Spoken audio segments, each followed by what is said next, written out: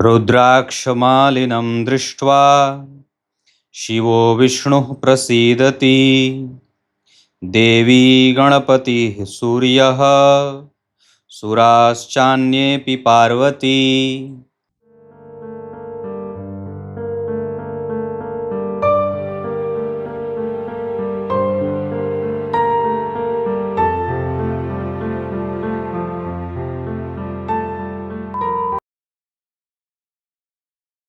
प्रिय दर्शकों, नमस्कार। एक बार फिर से उपस्थित हूँ आप सबके सामने सोमवार के कार्यक्रम में। मैंने पिछले सोमवार को चंद्रमा की युति सभी ग्रहों के साथ जन्म कुंडली के 6वें स्थान तक बता दी थी। कार्यक्रम वो लंबा हो रहा था, इस वजह से मैंने आप लोगों से कहा था कि आगे सप्तम, अष्टम, नवम, दशम, एकादशवां और 12वां इन भावों में चंद्रमा की युति सभी ग्रहों के साथ कैसी होती है, आज के कार्यक्रम में यही जानेंगे। इससे पहले कि कार्यक्रम शुरू करें, आपको बताऊं कल मंगलवार है। मैं मंगलवार को इसलिए आगे इस लाइव वाले सेशन को रात्रि में रविवार को करेंगे या सैटरडे को, शनिवार को करेंगे। विशेषतः मैं कोशिश शनिवार को ही कर रहा हूं। तो शनिवार को रात्रि में 8:15 बजे के करीब होगा लाइव कार्यक्रम। पर मेरा कोई भी काम मंगलवार को बनता है, इस वजह से मम्मी ने कहा कि नहीं, मंगलवार को पहली बार आओ तो मंगलवार को ही आओ और उसके बाद अपने शनिवार को कर देना, क्योंकि रविवार को छुट्टी भी रहती है तो लोगों के पास समय भी रहेगा। तो ये जो मैं कर रहा हूँ ये उनकी सुन करके कर रहा हूँ। तो आप लोगों को आमंत्रित करता हूँ मंगलवार कल रात्रि 8:15 इसी चैनल पे आपको नोटिफिकेशन जाएगा, या आप अगर आ जाएंगे तो आपको पता चल जाएगा। 8:15 बजे अपनी कुंडली आपके पास रखनी होगी। अगर हो सके तो आपके पास कंप्यूटर वगैरह होगा तो आप अपनी कुंडली वहाँ भी खोल सकते हैं। जो हम डेट ऑफ बर्थ लोगों की कमेंट से चुनेंगे, कुछ प्रश्न चुनेंगे, वो सब आप लोग साथ में ही उसका अध्ययन करेंगे।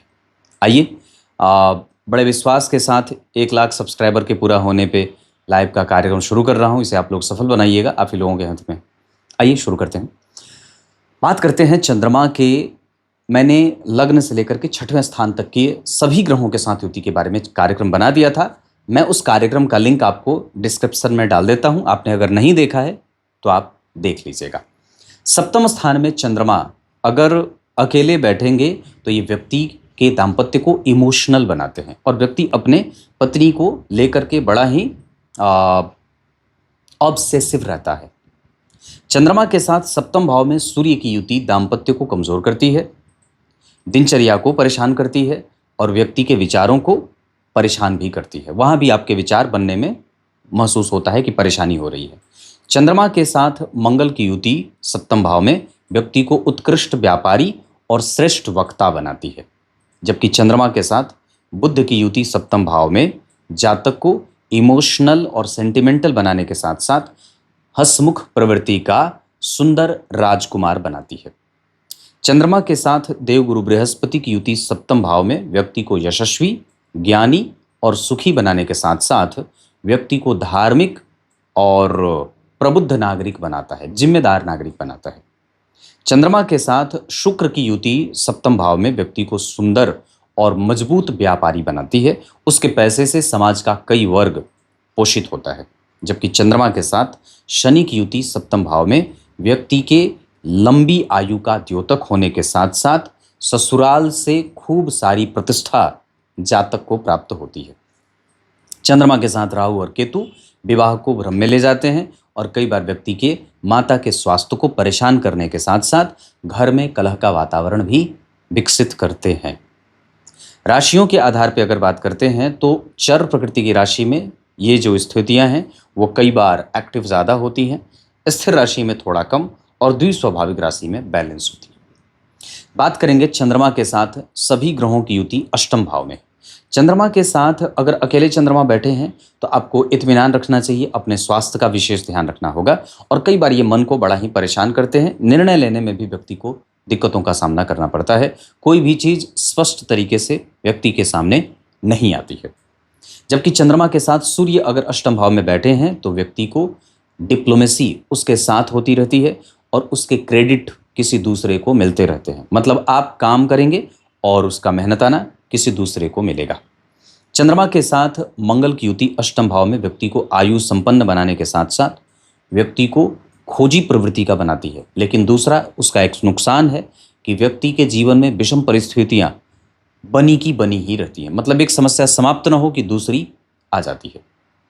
चंद्रमा के साथ बुध की युति अगर अष्टम भाव में हुई है तो व्यक्ति की मृत्यु सुखद और अच्छी होती है, जबकि उसका कंसंट्रेशन लेवल बड़ा अच्छा और कवि और लेखक के गुणों से युक्त होता है। उसकी ट्रेनिंग बड़ी अच्छी होती है, वो उसकी समझाने की शैली बड़ी अद्भुत अच्छी होती है। चंद्रमा के साथ देवगुरु बृहस्पति अगर अष्टम भाव में बैठे हैं तो व्यक्ति पूर्णतया आयु से संपन्न होता है। उसका धन सही जगह पे खर्च होता है, वो जिज्ञासु होता है, दुर्बुद्धि नहीं होती, उसकी बुद्धि सदैव अच्छे कामों पे लगती है और वो कभी भी ऋण में नहीं मरता है। जबकि चंद्रमा के साथ शुक्र की युति अष्टम भाव में व्यक्ति को सुखद मृत्यु, सुखद जीवन, सुखद दाम्पत्य, श्रेष्ठ और योग्य शिक्षक, अच्छे गाइड से मिलना हो, रिसर्च और प्रोफेशन अच्छा होता है। जबकि चंद्रमा के साथ अष्टम भाव में शनि की युति व्यक्ति को लंबी आयु के साथ साथ लंबी बीमारी भी देते हैं। चंद्रमा के साथ अष्टम भाव में राहु व्यक्ति की चिंताओं को बढ़ाने वाले, भ्रमित करने वाले और ससुराल के साथ साथ पत्नी के साथ मतभेद देने वाले भी होते हैं। नवम स्थान में चंद्रमा की युति सभी ग्रहों से अगर बात करते हैं तो चंद्रमा अगर अकेले बैठे हैं तो वो बहुत ही उत्तम परिणाम देंगे, मतलब व्यक्ति को धार्मिक और श्रेष्ठ बनाएंगे। जबकि चंद्रमा के साथ सूर्य अगर नवम भाव में युति कर रहे हैं तो व्यक्ति सोचता ही रहता है लेकिन उसके काम बनने में विलंब होता है। मतलब वो सोचेगा कि मेरे पास होता तो मैं दान करता, पर वैसा वो सोचता ही रह जाता है। ऐसी अवस्था में आपके पास जितना है उतने में ही करिए। उसी चंद्रमा की युति अगर मंगल के साथ नवम भाव में होती है तो ये बड़ा ही उत्कृष्ट लाभान्वित करने वाला परिणाम देती है। चंद्रमा की युति अगर बुध के साथ नवम भाव में है तो ये भी बहुत ही उत्कृष्ट और श्रेष्ठ सफलता जातक के जीवन में जोड़ते हैं, जहाँ व्यक्ति ऊंचे शिक्षा में जाता है, रिसर्च के क्षेत्र में जाता है, प्रोफेसर बनता है और कई बार वो कलाओं को जानने वाला और बड़ा ही सारगर्भित बात करने वाला गंभीर मानसिकता का होता है। चंद्रमा के साथ गुरु नवम भाव में व्यक्ति को उत्कृष्ट राष्ट्रपति, प्रधानमंत्री, अच्छा पद और सामाजिक व्यक्तित्व वाला, नाम अर्जित करने वाला, दौलत और शोहरत से भरा इंसान बना देते हैं। चंद्रमा के साथ शुक्रदेव भी बहुत ही उत्कृष्ट सफलता देने वाले बना देते हैं। यहाँ व्यक्ति भाग्यशाली, दीर्घायु, अच्छे लोगों से मैत्री करने वाला, श्रेष्ठ दाम्पत्य का सुख, अच्छा कम्युनिकेशन और बहुत ही ज़्यादा लंबी आयु के साथ सुखोपभोग की वस्तुओं का भोक्ता होता है। जबकि चंद्रमा के साथ शनि नवम भाव में व्यक्ति को कपटी और छलिया बनाते हैं और कई बार व्यक्ति दूसरों के कष्ट का मजाक उड़ाने वाला या दूसरों अपने सामर्थ्य का गलत तरीके से इस्तेमाल करने वाला भी होता है। भाई बहनों से उसके मतभेद प्रकट होते रहते हैं। चंद्रमा के साथ राहु अगर नवम भाव में बैठे हैं तो व्यक्ति घुमंतु होता है, घूमता फिरता रहता है, एक जगह पे उसके पांव नहीं टिकते और लगातार माता और पिता से उसके मतभेद जाहिर होते रहते हैं। चंद्रमा के साथ दशम स्थान में सभी ग्रहों की युति की बात करते हैं तो अगर चंद्रमा दशम स्थान में बैठे हैं तो आपको स्वतंत्र व्यापार की तरफ निश्चित रूप से मूव करना चाहिए और अगर हो सके तो बैक ऑफिस का काम छोड़ करके फ्रंट पे आकर के अपना काम तैयार करिए। चंद्रमा के साथ सूर्य की युति दशम स्थान में व्यक्ति को राजनीतिज्ञ और समाज का पोषक बनाती है। वो व्यक्ति समाज को इस तरीके से उसका लालन पालन करता है जैसे एक पिता अपने पुत्र की करता है। चंद्रमा के साथ सूर्य की युति दशम स्थान में व्यक्ति को प्रगल्भित मानसिकता वाला, गंभीर और हमेशा ही चेष्टा से युक्त रहने वाला बना देता है। मतलब उसकी कोशिश कभी भी समाप्त नहीं होती है, वो हार मानने वाला नहीं होता। चंद्रमा के साथ मंगल की युति दशम स्थान में चंद्र मंगल योग लक्ष्मी संपन्न योग बनाती है। ये व्यक्ति को धन धान्य से भरपूर रखती है। चंद्रमा के साथ बुध की युति दशम स्थान में व्यक्ति को उच्च पद पे जाने वाला और प्रतिष्ठित व्यापारी बनाती है। जबकि चंद्रमा के साथ गुरु दशम स्थान में व्यक्ति को राजनीतिज्ञ, राज्यपाल, राजदूत, श्रेष्ठ वक्ता और राजनीति में प्रवक्ता बनाने की योग्यता रखते हैं। चंद्रमा के साथ शुक्र दशम स्थान में व्यक्ति को पद और प्रतिष्ठा दोनों से भरते हैं। लक्ष्मी संपन्न योग यहाँ भी बन जाता है और कई बार ये व्यक्ति महिलाओं से विशेष लाभ प्राप्त करने वाला होता है। चंद्रमा से शनिदेव दशम स्थान में बैठते हैं तो व्यक्ति की आयु के साथ साथ उसके जीवन में एक से अधिक भवन का सुख मिलता है। वो किराए के मकान में भले रहे पर वो लंबी गाड़ियों में सवारी करने वाला, उत्कृष्ट सफलता प्राप्त करने वाला, मेहनत से धन कमाने वाला, मामा मामी, नाना नानी इन सभी लोगों को सुख देने वाला और पिता की लंबी आयु का कारक बन जाता है। चंद्रमा के साथ दशम स्थान में राहु व्यक्ति को सुख और साम्रांत परिवार में जन्म लेने वाला सुखी और उत्कृष्ट सफलता प्राप्त करने के लिए महत्वाकांक्षी बना देते हैं। ये राहु हो गए।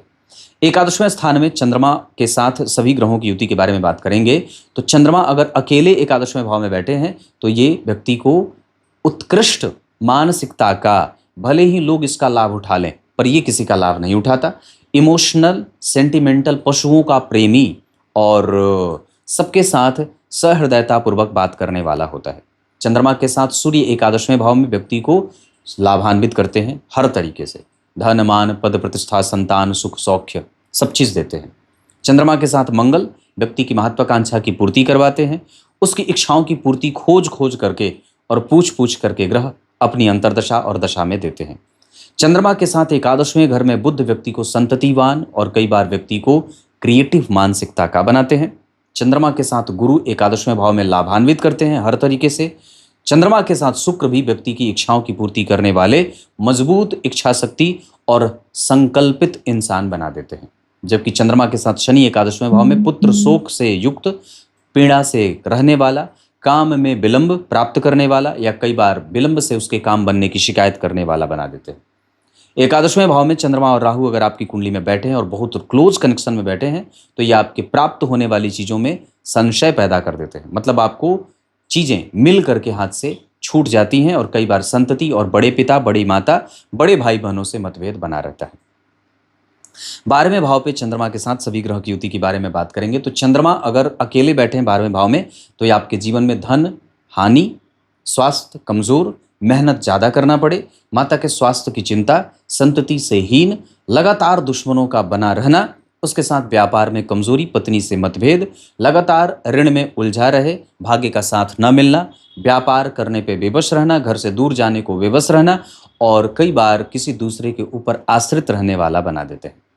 जबकि चंद्रमा के साथ सूर्य की युति 12वें भाव में व्यक्ति को डरपोक और कमजोर मानसिकता का बनाते हैं। जैसे कहते हैं ना, कभी कभी इसकी मानसिकता बड़ी खराब है, तो ऐसा षड्यंत्र करने वाला, दुर्बोध, कमजोर और अप्रसन्न चित्त के साथ व्यक्ति किसी के सामने प्रस्तुत होता है, उसका कम्युनिकेशन कमजोर होता है। चंद्रमा के साथ मंगल 12वें भाव में व्यक्ति को ऋण में दबाते हैं और बेवजह के कामों में उलझा करके रखते हैं। मतलब उसकी ऊर्जा गलत जगह पे व्यय हो रही है, हमें उसका नियमन करना होगा। चंद्रमा के साथ 12वें भाव में अगर बुध 12वें भाव में बैठे हैं तो ये भी अच्छी बात नहीं होती है। यहाँ भी व्यक्ति की वाणी और व्यक्ति की ऊर्जा क्षय होती रहती है। चंद्रमा के साथ देवगुरु बृहस्पति 12वें भाव में व्यय का नियंत्रण और ऋण से मुक्ति के कारण बनते हैं। यहाँ व्यक्ति ऋण में नहीं मरता है। चंद्रमा के साथ शुक्र 12वें भाव में व्यक्ति अपने पत्नी का प्रेमी और उसके पीछे पीछे घूमने वाला सहिष्णु होता है और कई बार लापरवाह भी होता है। चंद्रमा के साथ 12वें भाव में शनिदेव व्यक्ति को उत्कृष्ट सफलता प्राप्त करने वाला, प्रसन्न चित्त इंसान बना देने वाला और ऋण के लिए लालायित रहता है, अपने धन को भी सूद पर चलाने वाला होता है। भाग्य का संघर्ष व्यक्ति को देखने को मिलता है। चंद्रमा के साथ 12वें भाव में राहु व्यक्ति को माइग्रेन, ठंडी बीमारियां, पाचन तंत्र और कंसंट्रेशन की कमजोरी की परेशानी देते हैं। ये रहे चंद्रमा जो सप्तम, अष्टम, नवम, दशम और एकादशवें के साथ 12वें भाव में इस तरीके का परिणाम करते हैं। जहां मैंने अच्छा कहा है उसको आप अच्छा समझिएगा, जहां मैंने थोड़ा कमजोर कहा है उसको आप कमजोर समझ सकते हैं। कार्यक्रम के आरंभ में जो मैंने श्लोक पढ़ा है उसका अर्थ भगवान वेदव्यास लिखते हैं कि भगवान भोलेनाथ कहते हैं कि जिस व्यक्ति के शरीर पर रुद्राक्ष मैं देखता हूँ उस पर मैं तो प्रसन्न होता ही हूँ, मेरी अर्धांगिनी माता पार्वती भी प्रसन्न होती हैं, वेदव्यास ने लिखा। गणेश जी भी प्रसन्न होते हैं, नारायण भी प्रसन्न होते हैं, ब्रह्मदेव, सूर्य, गणेश और इसके साथ साथ सृष्टि के समस्त देवता उसे आशीर्वाद देते हैं। लेकिन कब? जब वो रुद्राक्ष धारण कर रहा है और उसके साथ साथ उसके नियमों का पालन भी कर रहा है, तब। कुछ इसी तरीके से आज के इस कार्यक्रम का समापन करते हैं। कल लाइव के सेशन में आप लोगों का इंतजार करूंगा 8:15 बजे। तब तक के लिए बहुत बहुत नमस्कार।